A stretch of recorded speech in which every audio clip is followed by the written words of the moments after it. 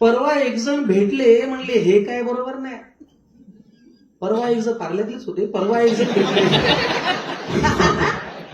जण भेटले म्हणले हे काय बरोबर नाही. हल्ली कविता इंस्टाग्रामला टाकली नाही काय, सुचत नाही काय. पेटून उठल्यासारखा मी एका जागी बसलो. कागद पेन घेऊन एकदम साहित्यिकाच्या भूमिकेत घुसलो. एकही शब्द मदतीला माझ्या धावून नाही आला. कशावर लिहावी कविता या विचारात बराच वेळ गेला. राग काढत बायकोला म्हणलं जरा बायकोसारखी वाग. कुठे काढणार राग काढत बायकोला म्हणलं जरा बायकोसारखी वाग. नवरा केव्हाचा लिहायला बसलाय, कब्बर चहा तरी टाक. ती म्हणली फाडलेल्या पानांचे किती बोळे झालेत पहा.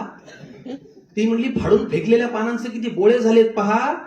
आणि कवितेच्या नावाखाली 13 कप झाल्या सकाळपासून चहा. बायकोचा हा बाण माझ्या काळजामध्ये घुसला. ताजा कवितेसाठी विषय मला सुचला. म्हणलं आता काय लिहितो ते फक्त तुम्ही पहा. कवितेचा विषय आहे सगळ्यांच्या आवडीचा. बघा, चढायचा असेल पर्वत तर माणूस कमरेतून वाकावा लागतो. चहावरती कविता आहे. चढायचा असेल पर्वत तर माणूस कमरेतून वाकावा लागतो. आणि हवा असेल चहा तर आधी तो आपल्याला टाकावा लागतो. शाबास. चहा पिणाऱ्यांपेक्षा हल्ली विकणारेच वाढलेत. उद्योग नसल्यासारखे त्या चहाचे शेकडो प्रकार काढले. आल्याचा, गुळाचा, साखरेचा, गवताचा, पंढरपूरचा, येवल्याचा, टपरीचा, चुलीवरचा, बार्बिक्यू, बासुंदी, डिप, इराणी, मटका, काळा, कम दूध, जादा पाणी. बरं, क्रिकेट या खेळाशी सुद्धा चहाचा संबंध दिसतो. तिथेही कॉफी नाही बरं तर टी टाइम असतो.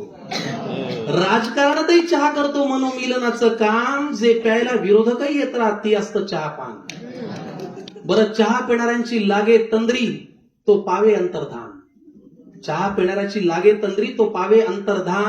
आणि मन लावून चहा विकणारा होतो पंतप्रधान.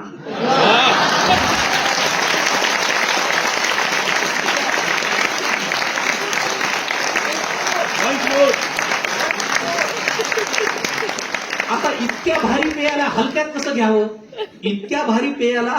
कसं घ्यावं. जवळच्यांना जवळ घ्यावं, चहाच प्यायला बसावं.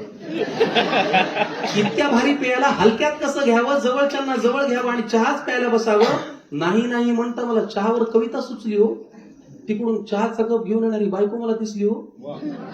14वा चहा देत ती मला म्हणाली की अजून किती देऊ. 14वा चहा देत ती मला म्हणाली की अजून किती देऊ. तिला म्हणलं हाच चहा आपण अर्धा पिऊ. तिला म्हणलं हाच चहा.